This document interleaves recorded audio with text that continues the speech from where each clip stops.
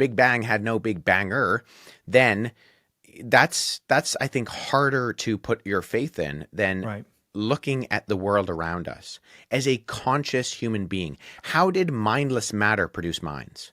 I Right. think that's a genuine question that we need to push into.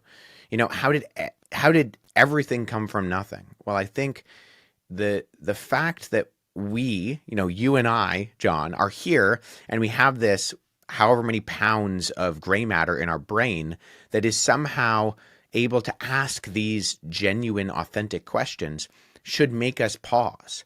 Now, otherwise, if it's just chemicals fizzing, if it's no more than the soft drink that I pour into a cup and that's fizzy and so are the chemicals in my brain, then why trust that?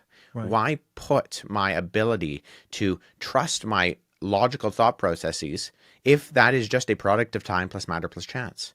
I don't think that is a reasonable assumption, conclusion. Now, I'm not a scientist. I'm a historian by training, but I think that there are these kind of philosophical and scientific questions that merit a good answer. And I don't think that secular materialism and atheism offers any concrete answers.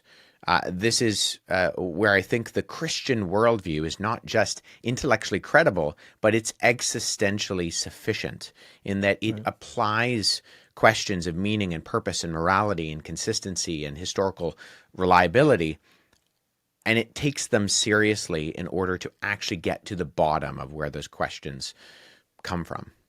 Uh, you just put a whole bunch of different arguments together to build a real quick defense. I thought that was fantastic, by the way. You should do this professionally. What do you think? Maybe it's a good idea. I'll write it down. Yeah, you're welcome. That TM, that came from me.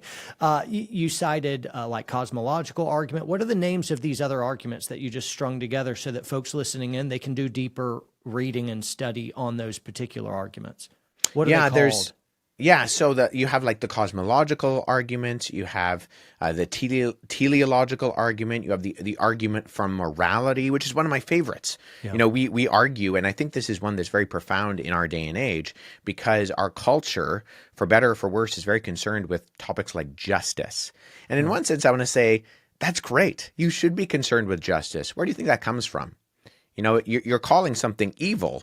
Where do you think the foundation for calling something evil comes from? Because if there's an evil, there's a good to compare it to. And if there's a good, then there's a law. And if there's a law, there's got to be some sort of a lawgiver